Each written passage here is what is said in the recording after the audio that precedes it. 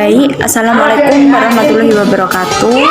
Kami dari kelompok 5 yang bertemakan sholat gerhana matahari dan bulan yang beranggotakan Lagi Huda Faridah dengan NIM 21302026 dan rekan saya yang bernama Sanur Jayani NIM 21302048. Baik, kami akan memulai.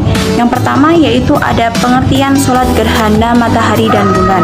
Sholat sunnah gerhana matahari dan bulan adalah sholat sunnah yang dilaksanakan ketika terjadi gerhana matahari atau gerhana bulan. Sholat gerhana hukumnya adalah sunnah mu'akkadah, sekalipun bagi orang yang sendirian. Kemudian makruh hukumnya meninggalkan sholat gerhana. Untuk melaksanakannya disunahkan dengan berjamaah dan dilaksanakan dalam masjid sekalipun sempit, karena kalau keluar ke lapangan dapat menyebabkan habis waktu sholat gerhana. Dasar hukum sholat gerhana dan bulan. Mayoritas ulama menyatakan bahwa hukum menjalankan sholat gerhana, baik gerhana matahari maupun gerhana bulan, adalah sunnah mu'akkadah. Washolatu kusufi syamsi wal qamari sunnatu mu'akkadatun bil ijma'i, lakin qala malikun wa abu jani fayatu yusolli yukusu fil qamari faroda wa yusolli rok'ataini kasairi nawafili. Artinya, menurut kesepakatan para ulama atau ijma, hukum sholat gerhana matahari dan gerhana bulan adalah sunnah mu'akkadah.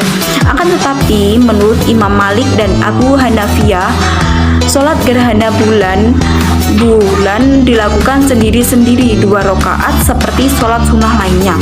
Pendapat ini didasarkan pada firman Allah Subhanahu wa taala sebagai berikut. Wa min ayatil lailu wan naharu wasyamsu wal qamaru la tasjudu lisyamsi wala lil qamari wasjudu lillahi alladzi khalaqahuna in kuntum iya ta'budun. Yang artinya sebagian tanda-tanda kebesarannya ialah malam, siang, matahari dan bulan. Jangan kalian bersujud pada matahari dan jangan pula pada bulan, tetaplah bersujudlah kalian kepada Allah yang menciptakan semua itu jika kamu hanya menyembahnya. Menurut Quran surat Fussilat 41-37. Yang selanjutnya yaitu ada hikmah sholat gerhana matahari dan bulan. Menyadarkan penyembah-penyembah matahari dan bulan bahwa apa yang mereka sembah benda yang dibinasakan kalau matahari dan bulan. Maka sungguh keduanya mampu menolak kekurangan dari diri mereka, dan cahaya keduanya tidak akan gelap, akan tetapi matahari dan bulan tidak bisa menolaknya, sehingga cahaya keduanya bisa hilang. Sebab gerhana berarti matahari dan bulan bukanlah Tuhan, akan tetapi makhluk Allah Subhanahu wa taala. Yang selanjutnya yaitu ada waktu sholat gerhana matahari dan bulan. Waktu sholat gerhana matahari dan gerhana bulan adalah ketika mulai adanya perubahan pada sinarnya dan habis waktu sholat ketika sudah terangnya cahaya matahari atau tenggelamnya matahari, walaupun masih terus gerhana matahari, karena apabila matahari telah tenggelam maka tidak bisa waktu sholat sunnah gerhana bulan dengan terangnya cahaya. Terkait waktu pelaksanaan sholat sunnah gerhana, Syekh Abdul Qadir Al-Jailani menerangkan bahwa ketika bumi mulai gelap karena matahari atau bulan mulai beringsut, maka waktu sholat sunnah gerhana tiba. Karena sholat sunnah gerhana adalah sholat sunnah yang dianjurkan karena sebab gerhana, maka kesunahan sholat itu pun berhenti seketika sebab selesai tersebut. Dengan kata lain, sholat gerhana tidak lagi disunahkan ketika peristiwa gerhana usai. Lalu bagaimana dengan mereka yang tengah melakukan sembahyang sunnah gerhana lalu peristiwa gerhana berlalu seketika? Mereka yang tengah melakukan sholat gerhana tidak perlu panik apalagi membatalkan sembahyangnya. Mereka tetap dianjurkan untuk merampungkan sholat gerhananya. Dan selanjutnya yaitu ada tata cara yang akan dilanjutkan oleh rekan saya. Baik, di sini saya akan menjelaskan tentang tata cara sholat gerhana matahari dengan gerhana bulan. Yang pertama yakni ada berdiri menghadap kiblat, kemudian membaca niat. Yang pertama yakni niat sholat gerhana bulan. Sholli sunnat al-khusufi rok'ataini imaman wa'umma lillahi ta'ala. sunnah gerhana bulan 2 rakaat sebagai imam atau makmum karena Allah Ta'ala. Yang kedua yakni niat sholat gerhana matahari. Usolli sunnatan li khusufi syamsi imaman mu'muman lillahi ta'ala, yang artinya saya niat sholat sunnah gerhana matahari sebagai imam atau makmum karena Allah semata. Yang kedua yakni takbiratul ihram, yaitu bertakbir sebagaimana sholat biasa. Ketiga, membaca dan iftitah dan berta'awud, kemudian membaca surat Al-Fatihah dan membaca surat yang panjang seperti surat Al-Baqarah atau surat lain yang hampir sama panjangnya dengan surat tersebut. Namun jika dibaca surat yang pendek, sholatnya juga sah. Kemudian yang keempat yakni kemudian rukuk sambil memanjangkannya. 5. Kemudian bangkit dari rukuk atau i'tidal sambil mengucapkan Sami Allah liman hamidah, Rabbana walakal hamdu, dan sekian. 6. Setelah i'tidal tidak langsung sujud, namun dilanjutkan dengan membaca surat Al-Fatihah dan surat yang panjang, walaupun lebih pendek daripada yang pertama.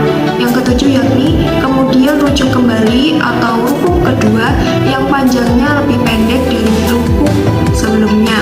Yang ke-8, kemudian bangkit dari rukuk atau i'tidal. 9. Kemudian sujud yang panjangnya sebagaimana rukuk, lalu duduk di antara dua sujud, kemudian sujud kembali. 10. Kemudian bangun dari sujud lalu mengerjakan rakaat kedua sebagaimana rakaat pertama, hanya saja bacaan dan gerakannya lebih singkat dari rakaat sebelumnya. 11. Mengucapkan salam. 12. Setelah itu imam menyampaikan khutbah kepada para jamaah yang berisi anjuran untuk berzikir, berdoa, beristighfar, bersedekah, dan membebaskan budak. Doa sholat sunnah gerhana. Bismillahirrahmanirrahim.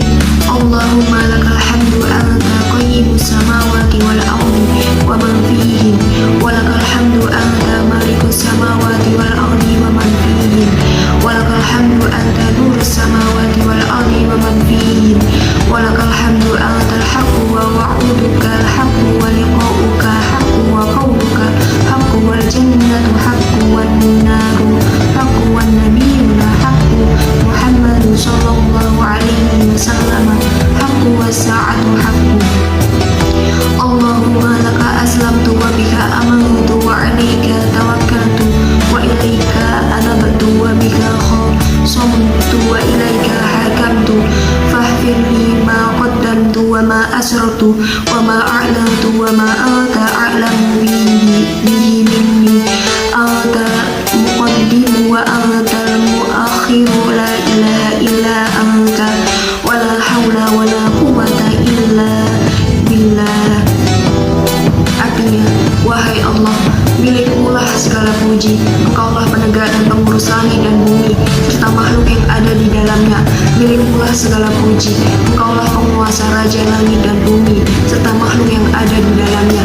Milikmu-lah segala puji, Engkaulah cahaya langit dan bumi serta makhluk yang ada di dalamnya. Milikmu-lah segala puji, Engkaulah yang hak atau benar, perkataanmu-lah yang benar. Surga itu benar ada, neraka itu benar ada, para nabi itu benar, Nabi Muhammad SAW itu benar, dan hari kiamat itu benar ada.